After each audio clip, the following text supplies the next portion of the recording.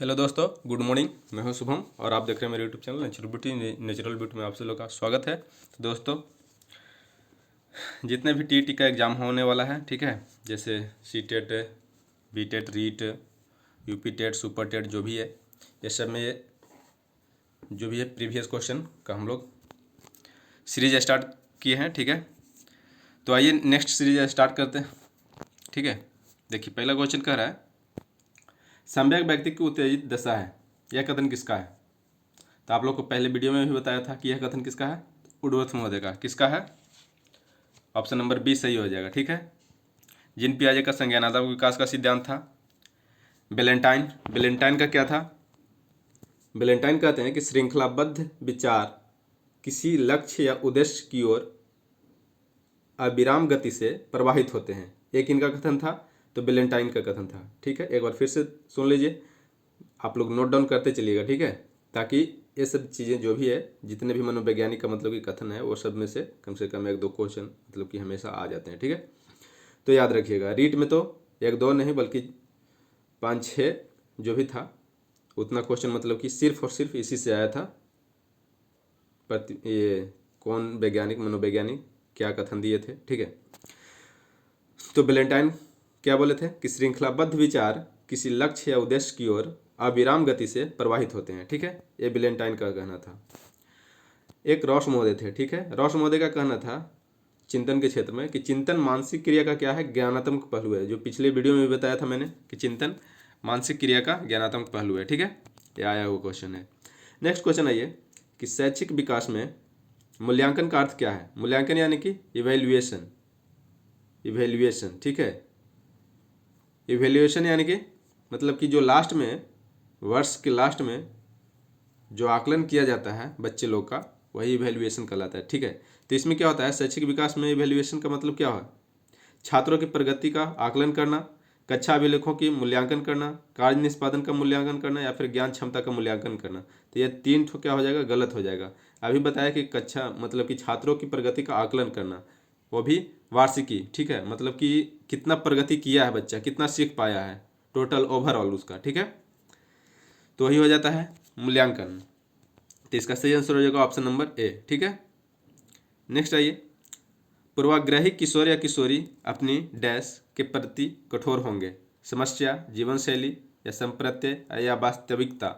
तो पूर्वाग्रही मतलब कि किशोरावस्था के जो पूर्व की जो होती है, मतलब कि स्टार्ट होने वाली किशोरावस्था, तो उसमें क्या होता है, समस्या के प्रति कठोर होते हैं, ठीक है। तो इसका सही आंसर हो जाएगा ऑप्शन नंबर ए। उनको कुछ समझ ही नहीं पाते हैं वो कि उनमें क्या चेंजेज आ रहे हैं, ठीक है। तो समस्या को लेकर वो हमेशा कठोर होते हैं, ठीक है। तो इसका सही आंसर हो जाएगा, क्योंकि किशोरावस्था में क्या होता है ना कि बहुत सारे मेंटली और फिर फिजिकली क्या होता है, उनमें चेंजेज आते हैं, ठीक है। तो ये सब चीज़ें इसीलिए क्या होता है, ये समस्या को लेकर परेशान होते हैं, ठीक है। नेक्स्ट क्वेश्चन आइए, संज्ञानात्मक विकास के 4 चरण, संवेदी पेशीय अवस्था, या फिर पूर्व संवेदी पेशीय अवस्था, पूर्व संक्रियात्मक अवस्था, अस्थूल संक्रियात्मक, या फिर इसी को बोल सकते हैं क्या, मूर्त संक्रियात्मक अवस्था। और चौथा कह रहा है कि औपचारिक या फिर अमूर्त संक्रियात्मक अवस्था। ये किनकी मतलब कि संक्रियात्मक अवस्था की पहचान की गई है, कौन मनोवैज्ञानिक के द्वारा? तो ये आप लोगों को बताया जा चुका है कि जीन पियाजे जो थे वो स्विट्जरलैंड के मनोवैज्ञानिक थे, जो कि इन्होंने ही ये 4 संज्ञानात्मक विकास के पहलू मतलब कि चरण दिए थे, ठीक है। मैंने इस पे बहुत डीपली से वीडियो भी बनाया है, क्वेश्चन भी बनाया है, ठीक है, देख लीजिएगा आप लोग प्लेलिस्ट में जाकर। एक थे हरलॉक महोदय। हरलॉक महोदय क्या कहते थे? हरलॉक महोदय का कहना था कि विकास अभिवृद्धि तक ही सीमित नहीं है। विकास अभिवृद्धि यानी कि वृद्धि यानी कि फिजिकल चेंजेज, ठीक है। तो विकास जो है, डेवलपमेंट जो है, अभिवृद्धि तक ही सीमित नहीं है, उसमें प्रौढ़ावस्था के लक्ष्य की और परिवर्तन का प्रगतिशील क्रम निहित रहता है। विकास के फलस्वरूप व्यक्ति में नवीन विशेषताएं और नवीन योग्यताएं प्रकट होती है। एक इनका कथन था, तो हॉर्लॉक महोदय का था। किनका? हॉर्लॉक महोदय, ठीक है। तो याद रखिएगा, ये सब पूछ लिए जाते हैं। नेक्स्ट क्वेश्चन आइए, कौन से गुण अच्छे मानसिक स्वास्थ्य के नहीं है? कौन से गुण अच्छे मानसिक स्वास्थ्य के नहीं है? यहाँ पे देख लीजिए, नहीं है पूछ लिया गया, ठीक है। तो नहीं है यहाँ पे, यानी कहाँ गया, ठीक है। देखिए, नियमित जीवन, संवेगात्मक परिपक्वता, आत्मविश्वास और सहनशीलता, बहुविनित, स्वयं सीमित, वास्तविकता की स्वीकृति, स्व मूल्यांकन की योग्यता। यहाँ पे बोल रहा है कि नहीं है, कौन सी मानसिक स्वास्थ्य के अच्छे मानसिक स्वास्थ्य के गुण नहीं है, ठीक है। तो नियमित जीवन और संवेगात्मक परिपक्वता जो होता है ये तो अच्छी बात है। आत्मविश्वास, सहनशीलता, ये भी मतलब कि अच्छे गुण की मतलब की पहचान है। सी नंबर कहता है कि बहुत विनित और स्वयं सीमित। तो स्वयं सीमित मतलब कि ये कह सकते हैं कि एक रोक लगा रहा है, ठीक है, कि स्वयं में सीमित रह सकते हैं। तो ये एक नेगेटिव बन के आता है। नेगेटिव बन के आता है, इसका मतलब कि क्या है, वो मानसिक स्वास्थ्य के लिए वो अच्छे गुण नहीं है, ठीक है। तो इसका सही आंसर हो जाएगा आपका सी। अगर स्व मूल्यांकन की योग्यता हो तो और बहुत अच्छी बात है, ठीक है। तो इसका 5वां का कौन सा हो जाएगा, ऑप्शन नंबर सी, ये मानसिक स्वास्थ्य के लिए अच्छे गुण नहीं है, ठीक है। नेक्स्ट क्वेश्चन आइए। नेक्स्ट है, अधिगम क्षमता निम्न में से किससे प्रभावित नहीं होती है। अधिगम क्षमता जो है किससे प्रभावित नहीं होती है, आनुवांशिकता, वातावरण, प्रशिक्षण या शिक्षण या राष्ट्रीयता। तो देखिए, अधिगम क्षमता मतलब कि जो सीखने की क्षमता है वो आनुवांशिकता से भी होता है, वातावरण कैसा उसका माहौल है उसमें वो कैसे सीख रहा है इस पे भी डिपेंड करता है, ठीक है। तो ये भी प्रभावित करता है। प्रशिक्षण या शिक्षण ये तो करता ही करता है, लेकिन जो राष्ट्रीयता है, राष्ट्रीयता मतलब कि कोई अधिगम को प्रभावित नहीं करता है। राष्ट्रीयता कोई किसी भी देश का राष्ट्रीयता को ले लीजिए, ठीक है, तो राष्ट्रीयता प्रभावित नहीं करता है अधिगम क्षमता को, ठीक है। तो इसका सही आंसर हो जाएगा ऑप्शन नंबर डी, राष्ट्रीयता। किस अधिगम मनोवैज्ञानिक ने बाल अधिगम विकास में पुरस्कार को महत्व नहीं दिया है। तो ये किसने दिया था, गुथरी। आप लोगों को बताया जा चुका है, ठीक है। किसने नहीं दिया था, तो गुथरी महोदय, ठीक है, ध्यान में रखिएगा। तो इसका सही आंसर क्या हो जाएगा, गुथरी, ठीक है, गुथरी महोदय। थॉर्नडाइक का क्या था, थॉर्नडाइक का क्या था आप लोग का, प्रयास एवं त्रुटि का मतलब कि ट्रायल एवं एरर थ्योरी, ठीक है, ट्रायल एवं एरर थ्योरी, ठीक है। एरर थ्योरी इन्हीं का था, प्रयास एवं त्रुटि का सिद्धांत या फिर प्रयत्न एवं भूल का सिद्धांत बोल सकते हैं। ये इन्होंने बिल्ली पे प्रयोग किया था, ठीक है। और थॉर्नडाइक का ही मतलब कि 3 ठो था, क्या, मूल नियम, मुख्य नियम बोल सकते हैं, और 5 ठो जो था वो क्या था, गौण नियम था, ठीक है। पावलोव महोदय का क्या था, शास्त्रीय अनुबंधन सिद्धांत था, जिन्होंने कुत्ता पे प्रयोग किया था, ठीक है, डॉग पे प्रयोग किया था। और क्या, एक थे स्किनर महोदय का क्या था, सक्रिय अनुबंधन सिद्धांत, या बोल सकते हैं क्रिया प्रसुप्त अनुबंधन सिद्धांत। क्या, क्रिया प्रसुप्त अनुबंधन सिद्धांत बोल सकते हैं, ठीक है।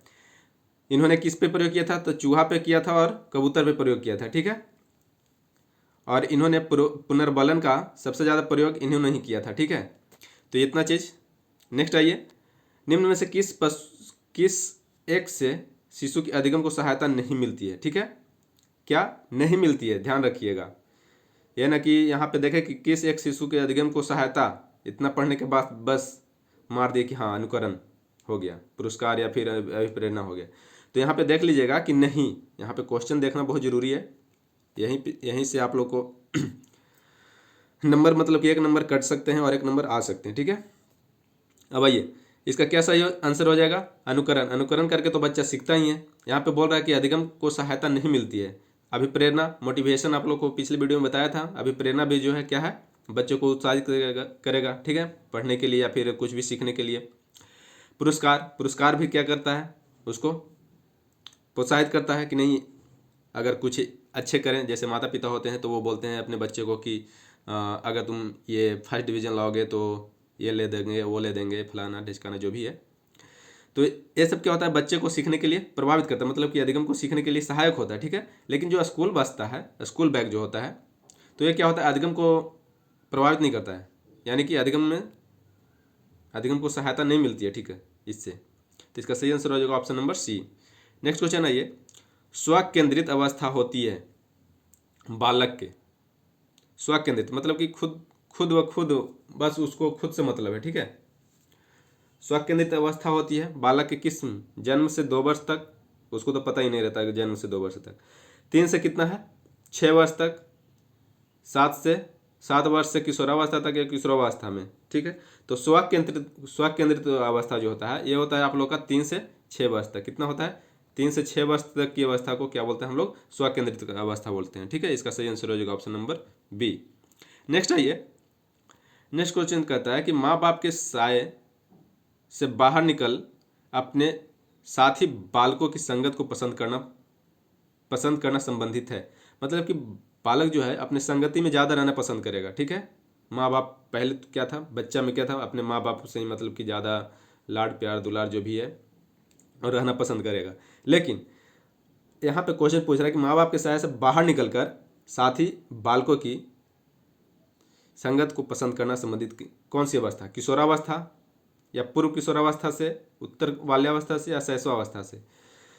तो बच्चे जो होते हैं ये आप लोग का पूर्व किशोरावस्था से क्या होता है कि अपने मतलब कि माँ बाप से उतना ज़्यादा लगाव न रख के मतलब कि अपने साथी संगति में रहना ज़्यादा पसंद करेगा, ठीक है। तो इसका सही आंसर हो जाएगा पूर्व किशोरावस्था। नेक्स्ट क्वेश्चन आइए, मानसिक परिपक्वता की ऊंचाइयों को छूने के लिए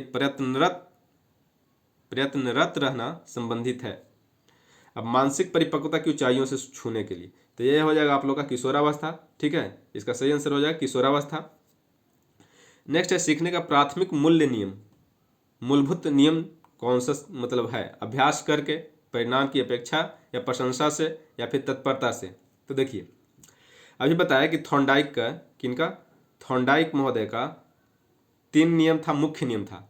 पहला क्या था, तत्परता का नियम, ठीक है, तत्परता का नियम जिसको इसको बोलते हैं क्या, लॉ ऑफ रेडीनेस। क्या है, लॉ ऑफ रेडीनेस। दूसरा था अभ्यास का नियम, ठीक है, अभ्यास का नियम था। और तीसरा में क्या था आप लोग का, प्रभाव का नियम। क्या था, प्रभाव का नियम था, ठीक है, लॉ ऑफ इफेक्ट। और दूसरा जो था अभ्यास का नियम तो लॉ ऑफ एक्सरसाइज, ठीक है। तो पहला जो नियम आता है आप लोग का तत्परता, जब कोई भी बच्चा किसी भी चीज़ को सीखने के लिए तत्पर नहीं रहेगा तो वो सीख ही नहीं पाएगा, ठीक है। तो इसीलिए यहाँ पे जो कह रहा है कि प्राथमिक मूलभूत नियम में तो यहाँ पे देखिए आपका अभ्यास का नियम भी आएगा, प्रभाव का नियम भी आएगा, यहाँ पे ए भी आएगा। लेकिन यहाँ पे बोल रहा है कि प्राथमिक मूलभूत नियम, तो प्राथमिक में मतलब प्रथम मूलभूत नियम क्या हो जाएगा, तो ये जो होता है लॉ ऑफ रेडीनेस होता है, मतलब तत्परता का नियम। किसी भी चीज़ को सीखने के लिए व्यक्ति को क्या या बच्चे को क्या होना चाहिए, तत्पर होना चाहिए, तभी वो सीख पाएगा, ठीक है। उसके बाद अभ्यास करेगा तब उसका इफेक्ट आएगा, ठीक है। तो ये आप लोग क्रम वाइज याद रखिएगा। तो इसका सही आंसर क्या हो जाएगा, तत्परता से, ठीक है। नेक्स्ट क्वेश्चन आइए, सीखने की प्रक्रिया को प्रभावित करने वाले कारक, सीखने की प्रक्रिया को प्रभावित करने वाले कारक हैं कौन से, अनुकरण, प्रशंसा व निंदा, प्रतियोगिता या ये सभी। तो देखिए सब तो पॉजिटिव नज़र आ रहा है आप लोगों को, ध्यान में रखिएगा। अनुकरण भी जो होते हैं अभी बताया कि बच्चे लोग सीखते हैं अनुकरण करके ज़्यादा, उसको प्रशंसा या निंदा कीजिएगा तो उससे भी उसको सीखने में क्या मदद मिलती है। प्रतियोगिता भी करवाइए, अगर कोई भी क्लास में है, मान के चलिए कि 10 स्टूडेंट एक तरफ कर दिए, 10 स्टूडेंट एक तरफ कर दिए और 10 स्टूडेंट एक तरफ, और बोल दिए कि अब ये दोनों में प्रतियोगिता करवाएं, ठीक है। तो इसमें क्या होगा, बच्चे लोग जल्दी सीख पाएंगे, ज़्यादा सीख पाएंगे, ठीक है। तो ये भी जरूरी है। तो ये क्या है, सीखने की प्रक्रिया को प्रभावित करने वाले कारक ये सबका सब है, ठीक है। तो इसका सही आंसर हो जाएगा ये सभी। नेक्स्ट आइए, बालकों के सीखने में प्रेरणा को किस रूप में उपयोगी माना जाता है। बालकों को सीखने में प्रेरणा यानी अभिप्रेरणा यानी मोटिवेशन, ठीक है। मोटिवेशन आप लोगों को बताया है। बालक की व्यक्तिगता का आदर, पुरस्कार व दंड, प्रशंसा एवं भर्त्सना या उपरोक्त सभी। तो क्या हो जाएगा, ये सभी हो जाएगा, इसका उपयोगी हो जाएगा, ठीक है। नेक्स्ट आइए, नेक्स्ट कह रहा है कि कक्षा में विद्यार्थियों को अधिगम के लिए प्रेरित करने हेतु किस युक्ति का अनुप्रयोग आप नहीं कर सकते हैं। यहाँ पे देख लीजिए, नहीं कर सकते हैं, ठीक है। छात्रों में स्वतः प्रतिस्पर्धा स्थापित करना, उन्हें आत्मगौरव की अनुभूति कराना, या फिर उनकी अत्यधिक प्रशंसा करना, या गतिविधि आधारित शिक्षण अधिगम विधियों का अनुप्रयोग करना। तो ये तो सही है आप लोग का। स्वस्थ प्रतिस्पर्धा की स्थापित करना, ये भी क्या है, विद्यार्थियों के लिए अधिगम के लिए प्रेरित करने हेतु ये युक्ति है, ठीक है। उन्हें आत्मगौरव की अनुभूति कराना, ठीक है, मतलब कि ज़्यादा से ज़्यादा संवेदनशील बनाना, ठीक है। तो इसका जो अनुप्रयोग नहीं कर सकते हैं, जैसे कोई बच्चा है उसको बहुत ज़्यादा तारीफ कर दी है, प्रशंसा कर दी है, तो ये क्या है, आप लोग का नहीं है। कक्षा में विद्यार्थियों को अधिगम के लिए प्रेरित करने हेतु कौन सा युक्ति का अनुप्रयोग आप नहीं कर सकते हैं, तो उनकी अत्यधिक प्रशंसा नहीं करते। हाँ, प्रशंसा कीजिए बट अत्यधिक प्रशंसा मत कीजिए, ठीक है। इससे क्या होता है, नेगेटिव इफेक्ट पड़ जाता है आप लोग का बच्चे में, तो वह सीख नहीं पाएंगे जल्दी। इसका सही आंसर हो जाएगा ऑप्शन नंबर सी, ठीक है। तो दोस्तों आज के लिए इतना ही। अगर वीडियो अच्छा लगा हो तो लाइक कीजिए, सब्सक्राइब कीजिए और अपने दोस्तों में शेयर करते रहिए। मिलते हैं फिर नेक्स्ट वीडियो में, तब तक के लिए धन्यवाद।